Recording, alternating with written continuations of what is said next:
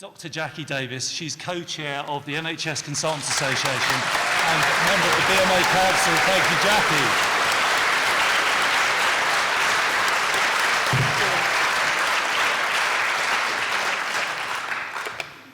Well, I've learned a sharp lesson this morning, which is never try and follow Francis Edgrade onto a platform.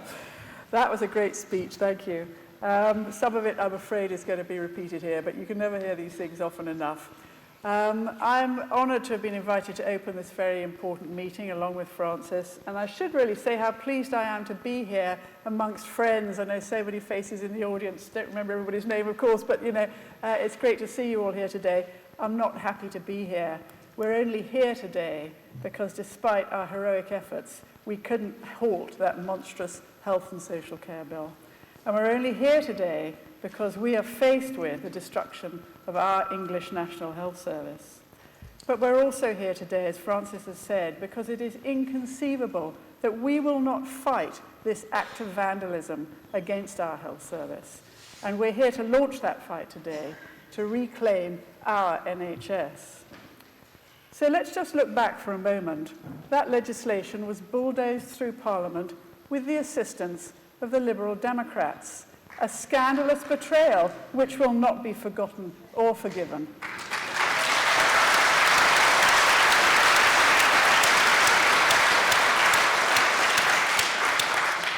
In its final stages, it was encumbered with over 1,000 amendments and is now even more Byzantine and pointless than it was when it first saw the light of day.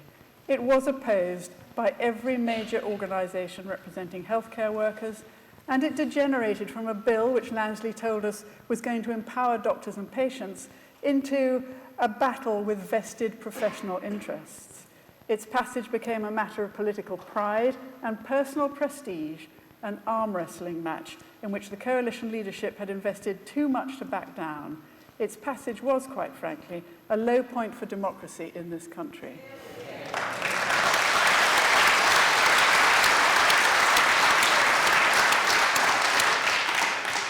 Let's just remind ourselves why it matters so much. This legislation is a bottle of snake oil.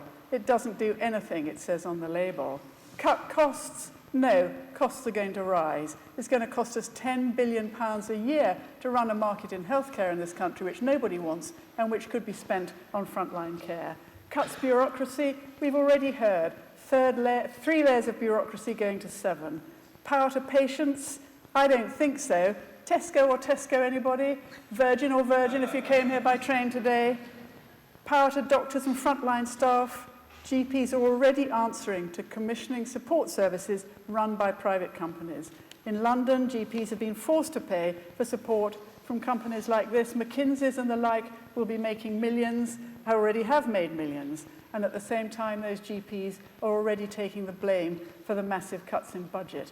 We're already seeing the headlines, GPs deny care to patients. This bill will adversely affect one of the core functions of the National Health Service, that is teaching and training the next generation of healthcare workers. No wonder the government defied the law and refused to release the risk register so that we knew what was going on. It's already happening as we predicted. It's fragmenting the service, complicating the patient pathway, handing power to private companies. NHS care will end up being delivered by a rag bag of competing companies with the NHS as a logo if we don't stop it. And patients won't even know who is giving them their care because it's all going to be part of that cosy NHS family. So we've heard from politicians, does it matter if the private sector provides the service as long as it's free at the point of delivery? How often have we heard that? But we know costs go up, standards go down, and there's less equity in the service. If you want to know what the private sector get up to, just think about breast implants. You know, when it all goes wrong, either the company who's responsible have packed up and gone somewhere else, or they don't want to know anything about it. And what do they do every time? They dump it back on the National Health Service.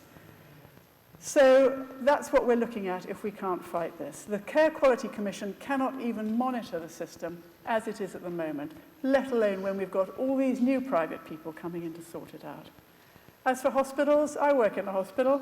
They were hardly considered in that bill. And they're going to lose income, and that's going to have a very serious effect on patients. They're going to lose income because GPs with reduced budgets are going to try and keep care in the community, some of that appropriately, and perhaps some of that not appropriately. Those private companies are going to come along and cherry-pick the cheap and easy work that our hospitals do in order to cross-subsidize the complicated stuff that the private sector doesn't do and won't do because it can't make a profit doing it. And in order to remain solvent and not to end up like Hinchingbrooke Hospital, foundation trusts have to make money. They have to stay in profit. So what are they going to do? They're going to start looking at that 49% cap on private patients and bringing private patients in to make up their budget. And I've heard people say, well, they'll build extra beds to do that. No, they won't. Those private patients are going to be in NHS beds, and the NHS beds are going to, and the NHS patients are going to be back at the back of the queue. The tragedy about this bill is that it wasn't necessary. We didn't need this bill because the NHS is, or was until they started messing around with it, an extremely good public service. The Commonwealth study and other studies show that the NHS is very cost-effective, equitable, with increasingly good outcomes, and popular with the public. But the coalition had to attack the NHS to justify their radical changes. They repeatedly lied and cherry-picked statistics to justify these reforms. They lied about heart attack survival rates. They lied shamelessly about cancer outcomes in order to frighten us. A paper in the BMJ showed that these statistics were abused. A paper in the Lancet showed productivity had gone up, not down, as claimed by politicians. New research shows that our outcomes are improving rapidly and will soon overtake many of the countries with whom Lansley and Cameron compared us unfavourably. But the Daily Mail is not interested in academic papers, and the public don't hear those things, and the damage was done. And as Francis said, confidence in the NHS has fallen sharply amongst the public. Interestingly, it hasn't fallen sharply amongst patients, because patients still experience the NHS, and they know that despite what's going on at the moment, the staff are working really hard to make it the best possible experience. So what was the problem to which this Act is the solution? This was a purely ideological attack on the NHS. The Tories have shamelessly exploited the financial crisis to launch the attack on the wider welfare state, and quite frankly, a successful public service is simply an anathema to these free marketeers. We fought very hard against it, and it's worth looking briefly at how it got through against our opposition, because we still face many of those problems. I'm afraid the mathematics of coalition politics were against us, because the Lib Dems were never going to jump ship over this. The bill was complicated. It was the size of a London telephone directory and about as interesting to read. You know, whoever sat down and read the whole damn thing? We had an abysmal failure of medical leadership, both from my trades union and from the medical colleges. Andrew Lansley was still saying that doctors supported him on the day the bill went through, and it was disgraceful that he was allowed to say that.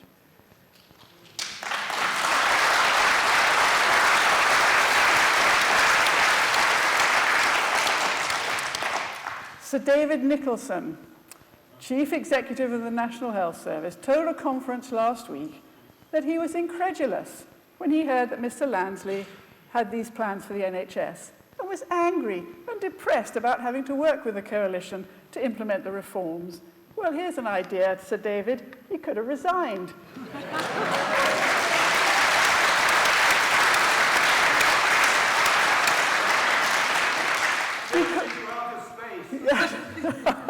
You could have told us why those reforms were so dreadful. That would have finished them off. But you didn't.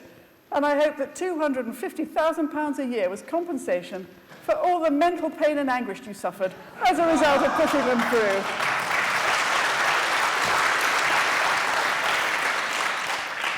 There was a shocking lack of investigative journalism over these reforms.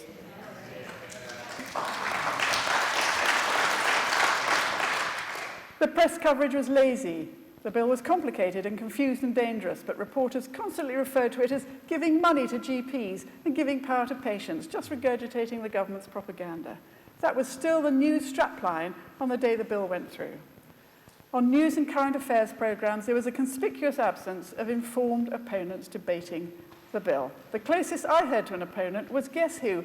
Baroness Shirley Williams, who was actually instrumental in getting it through. The lies told by the coalition to justify the reforms were repeated undigested, and we heard little about many of the things that Francis has mentioned. Lansley's office, bankrolled by the chairman of Care UK, 96% of whose business comes through the NHS, never mentioned, nor significant Tory party funding by the private health sector. We heard little or nothing about the fact that 142 peers have financial connections with private healthcare, including 1 in 4 Tory peers. What would have happened if those people had not been allowed to vote on something in which they so clearly had a personal interest?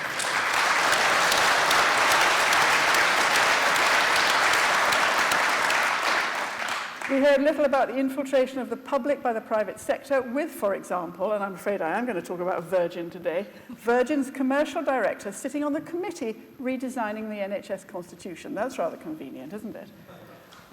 So what's happened? Well, we're already seeing the effects of cuts and closures. Waiting times in A&E departments are up by 25% to 8-year high. Staff cut, wages cut, core services reduced, cataract and joint operations rationed.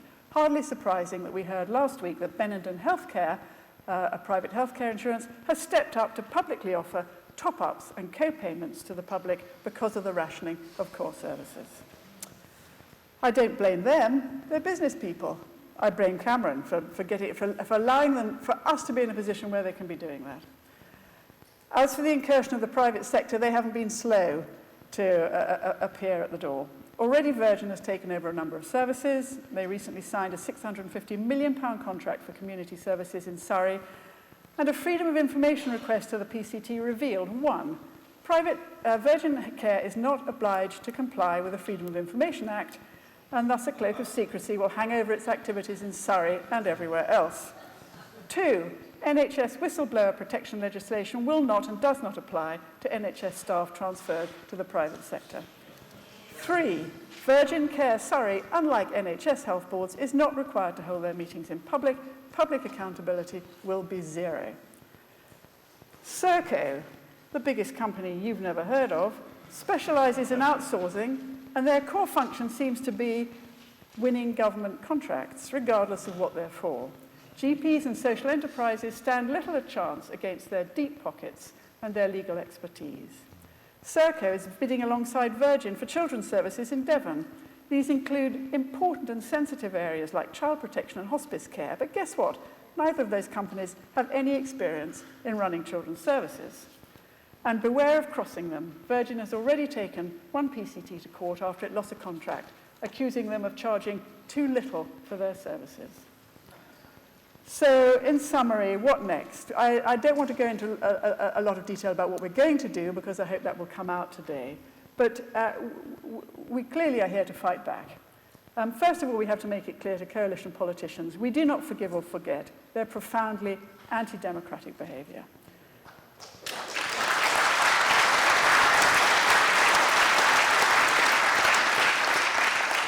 What we must remind ourselves is there are over 1 million people working in the National Health Service.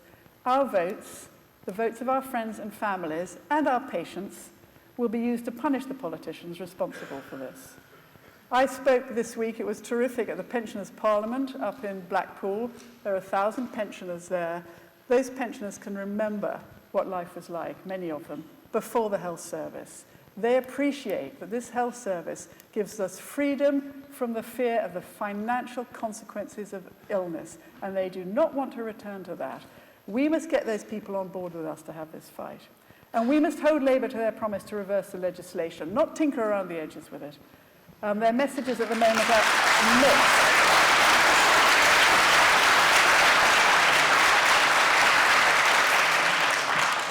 I do want to say one very important thing we're going to have to do, which is to work together to monitor the changes, because we're not going to hear about them from the government. You can bet. By its very nature, it's going to be increasingly difficult to know what's going on, and service fragments and financial dealings and patient outcomes are lost, or already being lost, behind the curtain of commercial confidentiality. It's essential that we keep track of the real effects of the bill if we're to show that we were correct in our predictions of its dangers. Democracy, as I'm sure the classical scholars amongst you know, its root is rule by the people. And when the voice of the people is distorted and ignored, we need to consider how to hold our representatives to account. This can be through the ballot box, as I've said already, but extraordinary times demand extraordinary measures, and we haven't got much time. We haven't even got till the end of their session before they destroy the NHS. It's happening now. We're going to need a combination of actions. We need better media coverage. We need this evidence about the detrimental effects of the bill. We need organised protests, occupations, a refusal to cooperate with the legislation from the people who can do that. For example, a boycott of the private sector. We need to use social media to reach the public. And we need to support the new National Health Action Party. We will need stamina and an accurate dynamic picture of the reformed NHS, and quite frankly, in some cases, leaders to replace the complicit enablers who did too little, too late.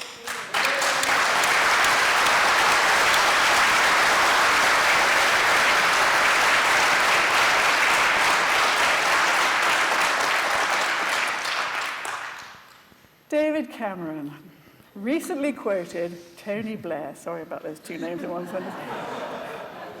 Yeah, boo, come on. David Cameron recently quoted Tony Blair's advice. Isn't that nice, Tony Blair's advising David Cameron now?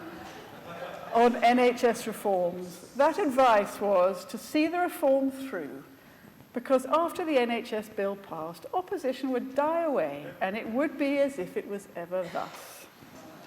Just think about that.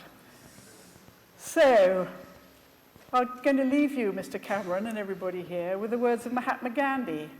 When the government turns against the people, rebellion is a responsibility.